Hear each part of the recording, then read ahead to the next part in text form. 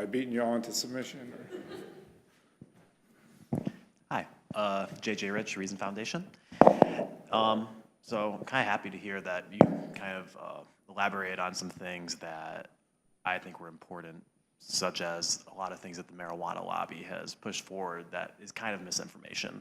Like, for example, with the relationship with opioids. I've recreated some of those studies, and we add more years of data. The relationships pretty much fall apart. Disappears, yeah. And coming from Reason, I think I would like to see that, but seeing that it falls apart, I'm like, okay, we can't use that.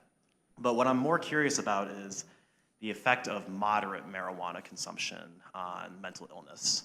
If you drink a lot of alcohol all the time, your mind's going to deteriorate. Yes. But if you use it just a little bit, you really shouldn't see any deteration of your mind. And can we expect the same thing with marijuana? From what I've seen, that's pretty similar. If you're using moderately and you're using as an adult, you're probably fine. If you look at the alcohol risk ratios, then there's really good data on alcohol risk ratios for mortality.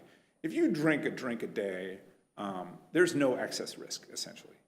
And then it starts to go up, and even if you drink 2 drinks a day, there's not much excess risk. But once you get past that, you start to see a real excess risk from alcohol consumption. Unfortunately, one of the things in writing this book, this definitely alerted me to the dangers of even moderate alcohol consumption. But I suspect it's the same for cannabis. You can use moderately, and you're going to be fine. I think there's that tail risk of psychosis in some people, that could just hit you, but that's, it's unlikely. And most of the time, even if that does happen, you're just going to have a bad night, and you might wind up in the ER. You're not going to do anything terrible to anybody. But yeah, I would agree with that. And I do think, I think Malcolm Gladwell in his piece last week, which drew a little bit on the book, he talks about this issue. What do you do with something that most people using most of the time, it's just it's a fun night for them, but some people have a terrible outcome, and that's a tough question societally.